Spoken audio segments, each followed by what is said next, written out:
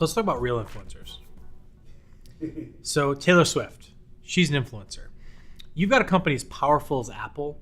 When they say something, they do it their way. No one tells them how to do it, right? The only person that could change the game in terms of how they did it back in the day was Steve Jobs. Tim Cook, he says how it is, and everyone just genuflects and does it. Apple leads the industry and always has. But then they roll out Apple Music. And arguably what they rolled out with Apple Music, with the fact that they were going to roll this streaming service out of nowhere. And the first 3 months of an artist trial, because they're giving it away to their customer for 3 months for free, that meant that the artists that were on there were going to give away their first 3 months. So basically artists are putting up content and not getting paid simply because Apple wants to launch their stuff for free. The power of influencers, when Taylor Swift writes an email, Apple on a Sunday changed the rules and are going to pay their artists now because of Taylor Swift's email to Apple. Because she said, you know what? I'm not going to involve myself. I'm sitting back. I'm not going to put my 1980 something, whatever the freak her album is, on Apple Music. That's the power of the influencer. So when you think about that, let's just sort of unpack that for a second, right?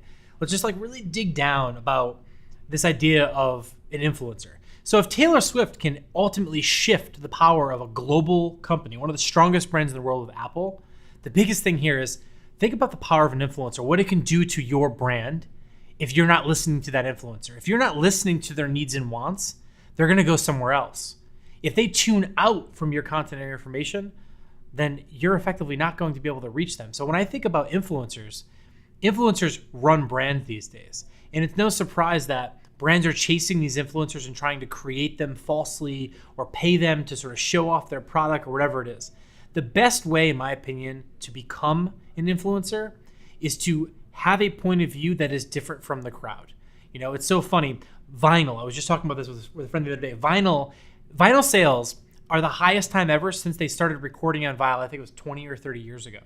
How crazy is that? Why? Because hipsters in a very unique, specific audience is buying vinyl because they want that experience. It's not because maybe in their mind the sound is better. There's all kinds of studies, whatever. But an influencer, the power of the influencer can completely shift how a product or service is rolled out. So when you're thinking about how you do things today, effectively how you do things tomorrow is going to be driven by that influencer. If one of you tweets in right now and says to me, okay, what are your thoughts on this topic? I might ignore you.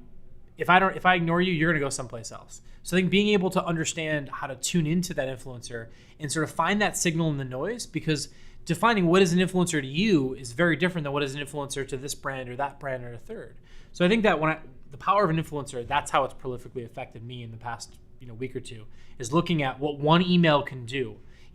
For Taylor Swift to get an email back on Sunday and every news journalism to cover it. I mean, that's a powerful thing. The next thing is, what an influencer can also do is it can potentially kill one of the fastest growing streaming services, which is Spotify. Apple Music can effectively maybe kill Spotify.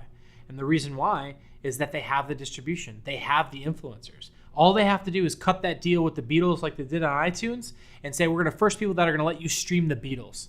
That in itself is going to could potentially put Spotify out of business, that one false swoop.